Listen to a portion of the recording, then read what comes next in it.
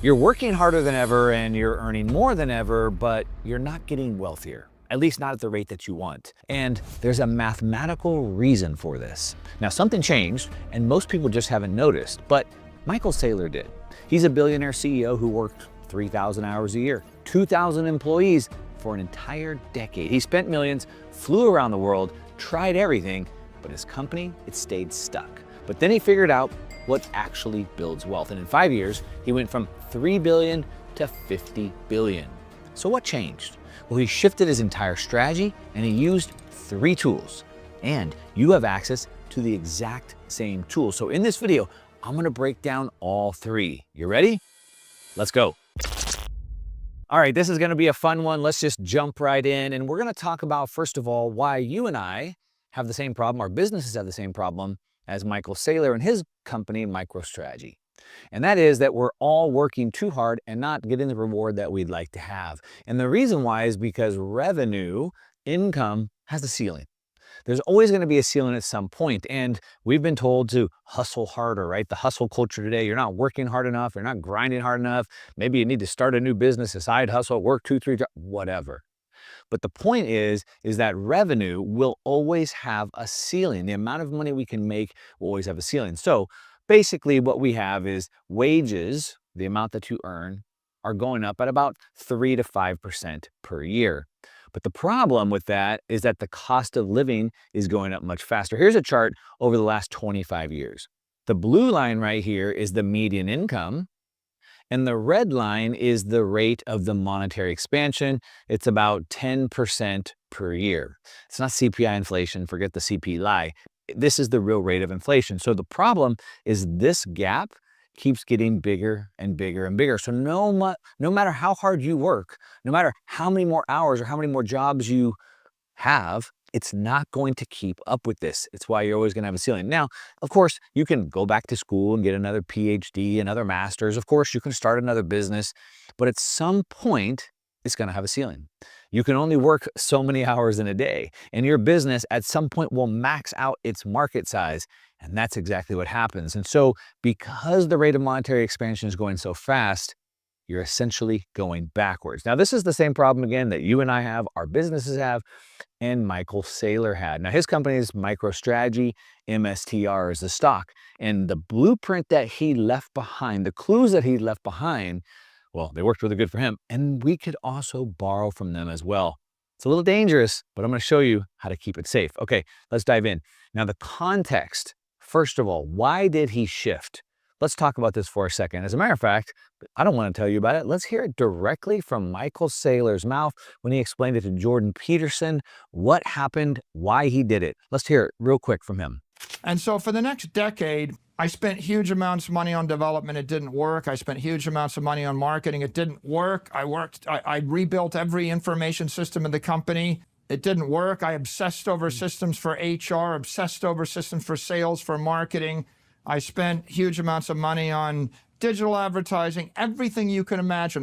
I would fly around the world. I flew around the world for a month, and I talked in every city, everywhere, in order to get the message out. So I had tried every conventional thing imaginable, and 10 years later, the company was still about a $500 million company. All right, so you just heard from Michael Saylor himself.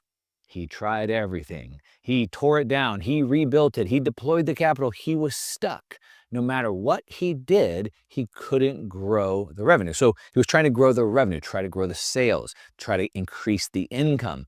That was the sticking point. He couldn't compete against Microsoft. He couldn't buy more companies, whatever. He couldn't grow the revenue of the business. Okay, now to see what he's talking about here, let's just take a look at MicroStrategy. It's now called Strategy. We'll get into that in a second. But MicroStrategy stock, this is from 2010 to 2020. So for the decade that he's talking about, and we can see the valuation went from about 1 billion up to about 2 billion and sort of back to 1. And so for a decade, he stayed pretty flat, no matter what he did, no matter who he hired, no matter how much money he spent. And so he had to try and do something. He had to shift the entire strategy of the company, and he did. And what we can see is after he changed the strategy of the company, he went from this flat line of about $1 billion to over $60 billion. So for a decade, for 2 decades, no matter what he did, he couldn't increase the revenues fast enough to get the value, the wealth, the market cap of the company from about the 1 to 2 billion. And with a new strategy, he was able to get it to 60 billion in only 5 years. Sound pretty good, right? It wasn't just that he got the revenue up, it wasn't just that he got the market cap up, but it became the best performing asset. So MicroStrategy stock outperformed Bitcoin, it outperformed the entire Mag 7, outperformed gold, S&P 500, real estate, and everything else. So it worked. It worked really well for him. So what is the shift that he made? So first of all, he changed the name of the company from MicroStrategy, and he dropped the micro because he's no longer a computer software company anymore. And now it's just strategy. So the name of the company changed strategy and he found a new strategy. What is the new strategy? He decided that instead of trying to grow the P&L, the profit and loss, instead of trying to make more revenue, instead, the strategy would be to grow the balance sheet instead. So now we're going to create a treasury strategy company. We're going to build a strategy around our treasury, around our assets, around our balance sheet. And the goal is to now grow that instead of the revenue. So what he did is he played a game that he could actually win. And I'm going to break down the math of how this works. And he instead stopped chasing the revenue. It's the hardest way to grow.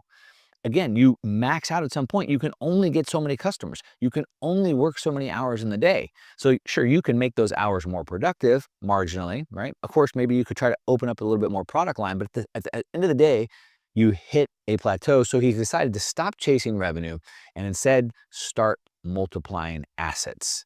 Now, he, of course, didn't shut the software business down. The software business is still producing revenue, but the revenue was used differently. The revenue was used as fuel for the new engine that he had built. Let me show you what I'm talking about here. Okay, so what he did is he used 3 different tools to do this. And the good news is we have tools like this that we can use. I'm going to show you what I mean. So the 3 tools are, number 1, he used the revenue. So again, he didn't shut the software company down. The software company was still running and it was producing revenue. But what he did is he, instead of trying to buy more businesses, hire more people, instead he converted that revenue, that income, into assets.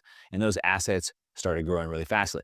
Then what he did is he accessed the debt markets. So he issued debt, raising money, using debt to buy other assets. I'm going to talk about how this works for all of us in a minute. Then what he did is he used the equity that he had in his business and in his other assets to become collateral to get more assets. So he shifted the strategy, pun intended. He changed the name of his company to Strategy from a revenue game, instead of trying to make more revenue, to an asset game, okay? Using 3 tools. Again, let me break down how this all works for us. Now, when we start using assets instead of revenue, we can grow much faster. Again, I showed you some of the math. The reason why is that the revenue game is this treadmill that's falling behind, right? The revenue game, as I showed you, is growing at about 3 to 5% a year. But your cost of living is going up by 10% a year. So almost no matter how much harder you work, you won't be able to keep up. So let's see. So the cost of living is going up by 10% a year. My income's only going up by 3 to 5% a year. But my assets are going up by 20 to 50% per year, or they should be. I'll show you what I mean in a second. So if my growth of my revenue can't keep up with my cost of living increase, then wouldn't it make sense to start trying to optimize and build this instead? Well, that's exactly what he did. Let me show you what our options are if we want to do this. Here's a list of some of the main asset classes over the last 5 years.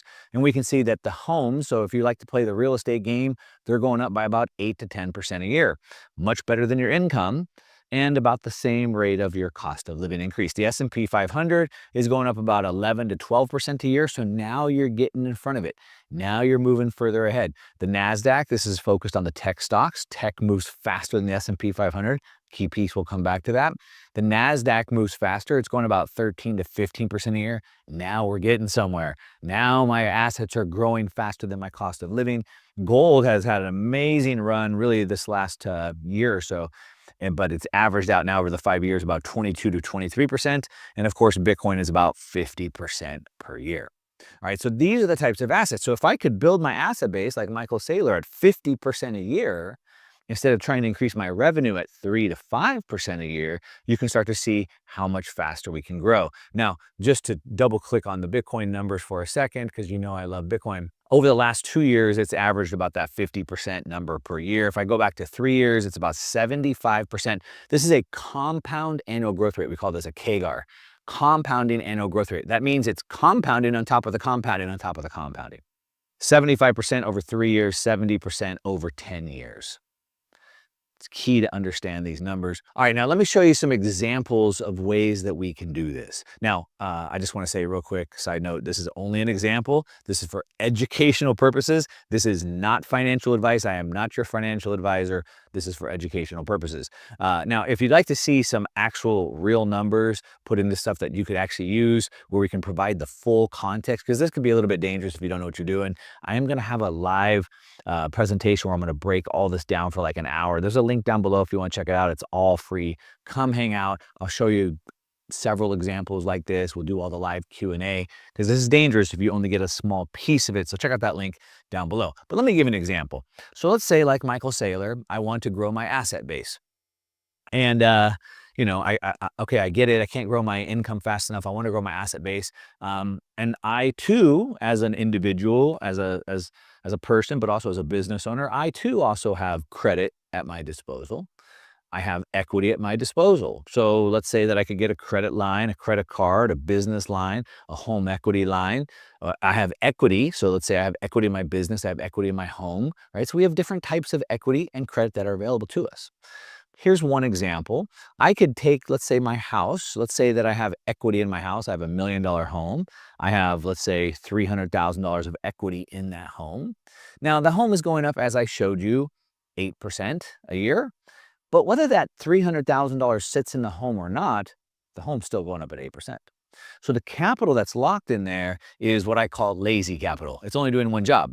So instead of me trying to go get a second job or a third job, I could take my money and have it go do additional jobs. So let's just say, hypothetically, for educational purposes, I were to take, let's say, $250,000 out of that equity, it's at my disposal, through a home equity line of credit. And I'm going to pay, let's call it 8% interest to the bank on that. Now, what I could do is I could take that $250,000 that was just sitting there doing nothing, and I could activate it. I could put it into an asset, in this example, Strike, STRK, and it's a stock that pays me a dividend, but it also has upside potential. So now it's paying me, let's say, 9% or 10%. It sort of fluctuates a little bit. So now I borrowed at 8%, but I'm making 9%. So I have a positive carry. I'm making money from my money. There's a little bit more to this, but let's say it's paying me 9 to 10%. So it's making me $23,000 to $25,000 a year in Strike, but I have to pay my payment for the HELOC. Let's say that's 8%. So that's 20 grand a year. So I have a positive carry of 3 to 5,000 per year before taxes. Both of these are tax advantage, so maybe it's a little bit more, but let's just call it 3,000 a year. I'm making positive while I'm waiting for the upside potential. Now, if this stock goes up to some of my targets, which I'm not going to give you right now, not here, if it goes up to some of the targets I think it can achieve over the next, say, 5-6 years, it could have the potential to make me, I don't know, $500,000-$600,000. Again, if you want to see the full math, check out the link down below. I'll break it down in more detail for you. But this is an example of using credit and equity, and there's lots of examples of how we can do this, taking it out, activating it, and turning it into $500,000 or $600,000 in a few years of money that just sort of came out of nowhere. It's just sitting there doing nothing. And this is just one strategy that Michael Saylor has employed. Now, the key is, this is only an example. There's 100 ways this can be done, but the key is that instead of trying to earn more and get the side hustle and get the side job where you're doing 2 jobs, the key is to get your money to do 2 jobs or 3 jobs or 4 jobs. So instead of trying to earn more, what we want to do is we want to own more. This is completely different than everything you've learned because you were taught to, buy low and sell high. And so if I need more money, I have to sell my assets. But this is a completely different strategy. It's a strategy around building up the assets, but then using the assets to pay for our life. We want to convert the income into the assets and then have the assets do the work. I like to say that the reason why you have to work so hard is because your money doesn't. But this changes this whole thing around. We convert the income, we own the assets, and then we delegate the work out to the assets. You're listening to this and you're like, Mark, this is crazy and this is super dangerous. And what you're recommending to people could put them in a lot of danger. First of all, I'm not recommending anything. It's for educational purposes only. But what we're understanding is how Michael Saylor was able to build his company, that he couldn't increase the revenue and go from 3 billion to 50 billion in 5 years using two tools that we have at our disposal. We can think about how do we manage the risk. So the first thing I'd bring up is that when you go, this sounds extremely risky, what I'd say is, yes, there are risks to that. But I think we have to understand that there's risks in everything. There's risks whether we move or we don't move. Let me give you an example. If I go to the gym, I could get in a car accident on the way there. That's pretty risky. When I'm in the gym, I could drop a weight on my toe or on my chest. That's pretty risky. I could hurt my shoulder, which I've done many times, lifting heavy weights. That sounds risky. So I could decide not to take those risks and not go to the gym at all, and I could stay at home on the couch. And then I'm risking heart disease and cardiovascular disease and muscle atrophy. So everything has risk. It's just, which risk do I want to optimize for? And how do I mitigate or manage those risks? So a couple of things that we want to think about is volatility. Asset prices go up and down. So if I'm borrowing money and I'm putting in other assets that are volatile, that could be a problem. Now, some assets are more volatile than others. So for example, a home is like typically a 30-year fixed loan. There's not a lot of volatility there. Unlike Bitcoin, that's much more volatile. We want to think about the leverage. So if I'm borrowing, I'm using leverage against the asset. Now, simple rule of thumb, if we both buy one Bitcoin and it goes up by 5x, who makes more money? If I were to use a little bit of debt and buy 1.5 Bitcoin and you had one, who makes more? I did, because I have leverage on it. But leverage cuts both ways. So we want to make sure, just like a knife, we're using it in the proper way. And then finally, liquidity. We have to understand that liquidity is what allows us to use leverage and manage the volatility. So I like to think of my liquidity in 4 layers. And we want 1, 2, and 3. The first 3 layers of liquidity protect all my wealth in layer 4. We don't pretend that there's no risk here. We just manage for it. For example, again, if you want to go into the ocean and you don't know how to swim, it's very dangerous. You could easily drown. So you could learn how to swim. You could learn how to swim and you could also put on a life jacket. You could learn how to swim, put on a life jacket, and also take a float with you in the water. You could learn how to swim, put on a life jacket, take a float, and make sure there's a lifeguard swimming with you. You see, there's all types of ways that we can take the inherent risk of something and de-risk it by planning strategy around it. So now, what is the risk of not doing something like this? Well, the risk of not doing something like this is your income is growing by 3 to 5% a year, but your cost of living is going up by 10% a year. Traditional financial analysts will tell you that what you should do is sell 4% of your stocks per year. So the law of compounding works against you. And most people will probably run out of money, unfortunately, before they die.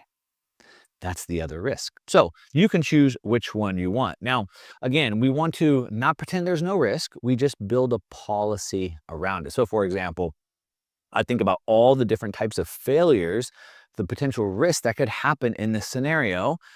What failure points do I see? What that would actually look like, how that would damage me. And then I can build a plan or a fix to mitigate each one of those. Again, if you don't know how to swim, put a life jacket on.